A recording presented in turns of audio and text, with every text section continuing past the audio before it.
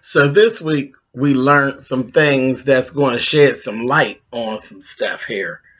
Let's talk about it. And I'm like, come on through, Cookie.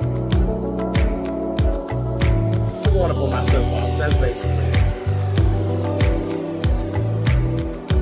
Let's talk about drag and all its forms.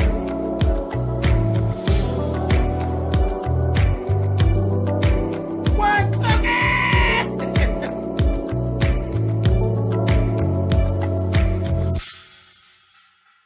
Hey guys, thanks so much for clicking on the video. This is my review for Real Housewives of Potomac, Season 3, Episode 4.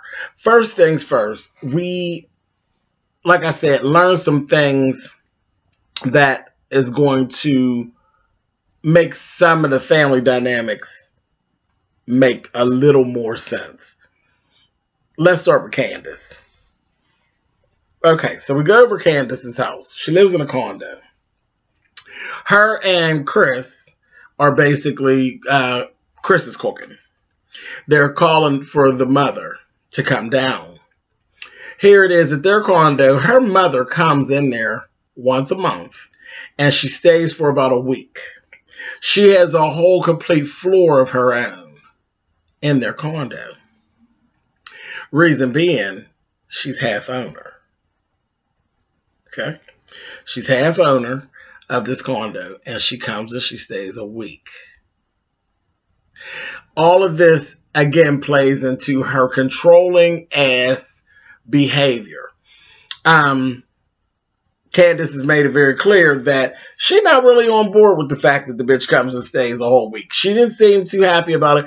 Chris didn't seem too bothered bad at all. He seems very respectful of her mother and let her mother say and do what she wants. She started talking about this whole thing about walking Candace down the aisle and all of this. And Candace is like, I don't want you walking me down the aisle. Well, this is what my dream is, again, with this wedding and how everything is about what she wants and how she sees it and all of this stuff. Again, Chris seems to basically kind of stay out of it. Just stay out of her way. And I'm starting to see a pattern here. Later on, we see Candace and her sister. And they're talking about their hair business. Found out that the mama made the initial investment. And they're having a hard time keeping her out of that business, trying to control things. Well, the thing is, Candace, it seems as though your mother spends a whole lot of her money, and you seem to spend her motherfucking money just as well as she do. And this is why she's always in your motherfucking business. See, you can't have a motherfucker's money and always in their pocketbook and then telling them about how they can't run your business. They can run your business because, bitch, your business is their business because you don't have any money. You don't have any money. And the best way to disconnect a motherfucker out your business is disconnect yourself from their pocketbook. Because if I take care of me, then I rule what I do. If you take care of me, you have some type of a percentage in telling me what to do. So this is where the problem is. Now I'm wondering, because they haven't said it, do this bitch get some money in Chris's business? Because he sure seemed all right with her saying whatever the fuck she want to say. Because, see, Chris didn't grow up with a silver spoon in his mouth and spoiled and crazy as hell. Chris grew up on the wrong side of the tracks. Ain't that what you said? He grew up on the wrong side of the tracks. So he understand about a motherfucker being kept and about them running you when you spending their money. He understand. You the motherfucker crazy and don't understand what's going on here. Is it right? No, it's not right. But it is what it is. If you are in my pocketbook, I can tell you what to do. Get your mama out your get out of your mother's pocketbook, and then you won't have no problems. It definitely shedded a light on why she acts the way she does and why she feels as though she can act the way she does. That's crazy. I know it for a fact because my mother's controlling like that. There's no way I would be on my mother's pocketbook string because I would not want her trying to tell me what the fuck to do. And trust me, she would be trying because that's just how she gets down. Ain't no motherfucking way. I'm telling you, the easiest way, disconnect your ass from hers and you be all right. Crazy shit. Moving on. Robin and Giselle get together, and Giselle's listening to everything that has gone on while she was going away with Sherman, and she basically feels like she could put her first lady hat on and she could fix shit. Well, first of all, half of it you fucked up, Giselle. So, you know, the whole situation with you and Karen, bitch, you did that. You did that. You did that with your first lady hat on. You was just as prim and proper as shady as hell. So, yeah, you should fix it, bitch. You fucked it up. Anyway, later on, we get Giselle meeting with Courtney. Courtney is her ghostwriter for her book. And that's what this whole thing, this book is basically a tell-all about her time at the church. The public divorce, the embarrassment of it all, the marriage farce, all of the fucking around and the cheating that her husband did with all that banging the saints and all of that mess. Now, what she's doing is, you know, what I'll do. A fictional, loosely based version. Because, you know, I'll do some shit like that on you in a minute. Change the names, tell the story, bitch, get paid. Get money, bitch. But this is what she's doing. She decided she wants to have a garden party. Later on, she's going to have a garden party, invite the girls over, read a few, like read the first chapter, see what the girls think. Does it sound good? Does it sound like something you would want to read? Is it loose enough from reality? You know, that kind of thing, just to get some feedback from her girlfriends. And at the same time, try to fix some of these problems that they actually have going on. Like, okay, cool, no problem. Robin's like, I ain't trying to fix nothing, but that's cool. That's cool. Speaking of, we got Ashley, who is meeting with a therapist. And we find out through the therapist, Ashley's mother wasn't shit. She wasn't shit. Ashley has all of this stuff that she loves her mother. We all do. Well, most people love their mother. But if your mother was good, then I understand all this deep love and adoration for your mother. But if your mother wasn't shit, then that bitch would be sitting on the curb. And her mother is definitely on the curb sitting side of things. That bitch, she wasn't shit. She basically walked away from Ashley at age 5 and then brought her back into the picture a few years later or whatever, all about this man. And as she was growing up, she kept saying that, you know, there's a bunch of different men. Her mother is a fool for a man. And then Ashley has this thing now with her. She feels as though she needs to buy people, including her mother. So whatever you have, you feel the need to bring people else, you know, people around you up to make them love you. Fuck that. That is an issue, and you do need to be sitting with the therapist, bitch. You can't save everybody. And you shouldn't feel as though you have to save people for them to be bothered with you. If they don't want to be bothered with you, fuck them. But she got this whole thing going on. She really believes that if she doesn't take care of her mother will actually walk away from her. And the sad truth is that stinking bitch would.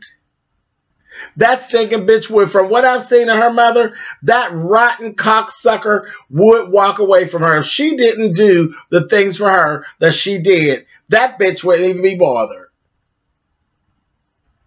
And I know it's easier said than done, but you need to let that whore walk on away. Goodbye.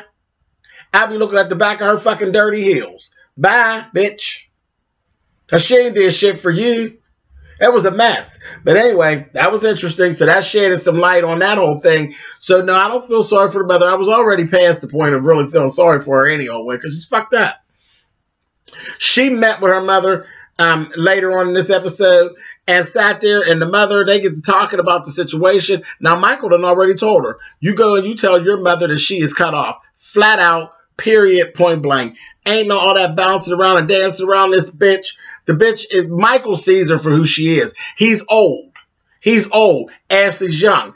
Michael sees that old manipulative whore for exactly who she is, and he ain't for the bullshit. He's not here for the shit at all. And I'm with Michael. I'm definitely team Michael on this one. I sat and watched that mother. That bitch is manipulating the hell out of Ashley.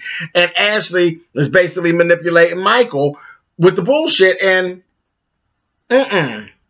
Now Michael's done with it. And Ashley about to fuck around and be homeless, fucking with her mother. And guess what? You're not going to be able to stay in the house that Michael and you done got your mother in. Because that bitch ain't going to let you in there. Because the boyfriend she got, he cusses you out and treats you bad too. And y'all taking care of him. Ain't that a bitch? Anyway.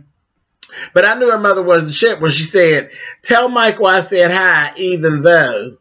Even though what? Bitch, you mad at him? Motherfucker paying your bills? And you're mad at him because he got an opinion? Again, get out of Michael's purse. And then Michael don't have nothing to say about what you do. You go over there and fall up and down on that man's dick all day and all night if you want to. And he can beat your motherfucking ass until he gets tired. Long as y'all ain't spending Michael's money. Raggedy whore. A mess. Anyway, moving on. Karen and Giselle sat down. And I was waiting on this because I was like, Karen gonna cuss Giselle's ass out. But she didn't. She ain't cuss her out too bad. She ran her motherfucking bill up. That bitch said, bring me some calamari, bring me some salmon, bring me the best champagne. Ran that motherfucking bill. I said, see, if you whores really did have money, that type of shit wouldn't even come into play. Nobody would even talk about shit like that. You whores are full of shit. Y'all are full of shit. Y'all bitches ain't draped in coins like that. But yeah, she sat there and ran that bitch's bill up, trying to be funny. And then they apologized. She apologized to her, told her, okay, we good. Then she gave her a little invite to a little garden party. Said, okay, cool, no problem. I said, that was a whole mess. A whole broke, pretending to be rich-ass mess. Anyway, moving on. Monique and Chris go and see the pastor.